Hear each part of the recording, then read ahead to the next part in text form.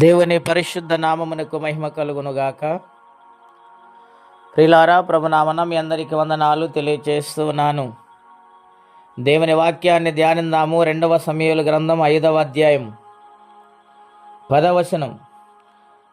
దావీదు అంతకంతకు వర్ధిల్లెను, సైన్యములకు అధిపతిగా యెహోవా అతనికి తోడుగా ఉండెను. ప్రియ స్నేహితులారి, ఉదయ కాల సమయంలో పరిశుద్ధాత్మ దేవుడు మనందరితో మాట్లాడుచున్నారు.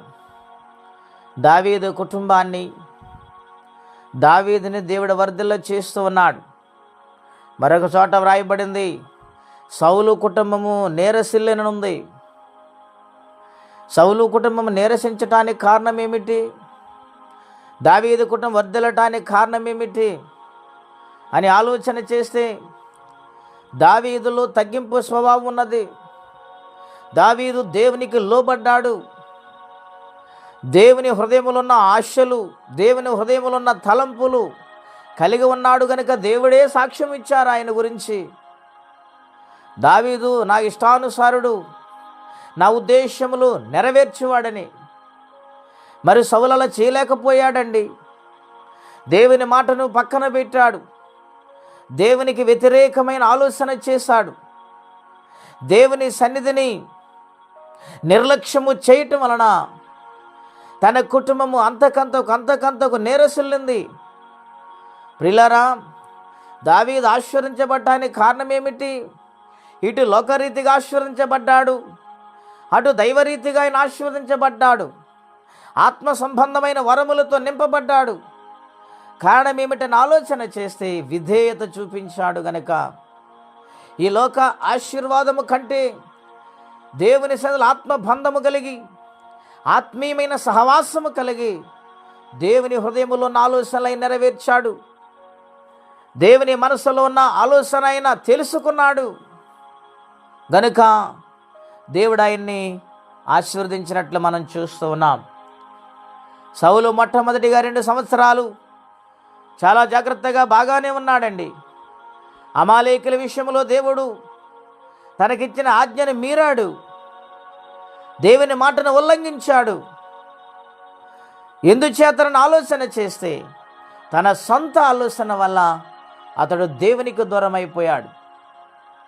సమూయేలు ప్రవక్త ఎన్నిసార్లు గద్దించినా, ఎన్నిసార్లు సౌలుతో మాట్లాడినా, నేను చేస్తున్నాను అన్నాడు కానీ దేవునికి అతను అంతకుముందే దూరం అయిపోయాడని ఆలోచించలేకపోయాడు.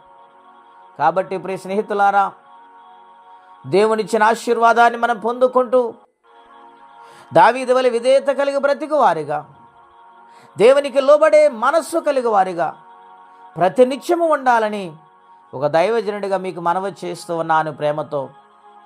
సౌలు వలె మనం ఉండవద్దండి. కుటుంబము నీరసించిపోయింది.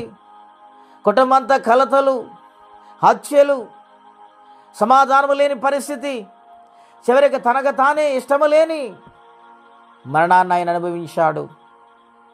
కారణం ఒక్కటే, దేవునికి ఆయన లోబడలేకపోయాడు, దేవుని మాటను వినలేకపోయాడు. ఈ ఉదయ కాల సమయంలో దేవుని బిడ్డ, దేవుని మాటకు చోటిస్తున్నావని మనస్సులో ఆలోచన చేయమని ప్రభుపేట మనవి చేస్తే మాటలు నేను ముగిస్తూ ఉన్నాను. ప్రార్థన. పరిశుద్ధుడు అయిన మా తండ్రి, ఘనమైన మీ నామం కొరకై స్తోత్రములు.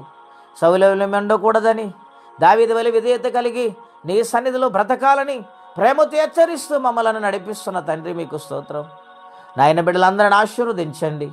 ఆత్మీయ జీవితములో దినదిన వృద్ధిలోనికి వచ్చి పరిశుద్ధాత్మ అనుభవంలోనికి అగ్ని అభిషేకమును పొందువారిగా ప్రతి ఒక్కరిని మీరు మార్చండి. ఎవరి కొరతలో, కష్టములో, బాధలున్నారు వారికి నీ సహాయం పంపించమని ఈ ఉదయకాలము చేస్తున్న విజ్ఞాపన ద్వారా అనేక మందిని మీరు ఆశీర్వదించమని మహిమ, ఘనత, కీర్తి, ప్రభావాలు మీకే చెల్లిస్తూ యేసయ్య నామములో ప్రార్థించి వేడుచున్నాము తండ్రి.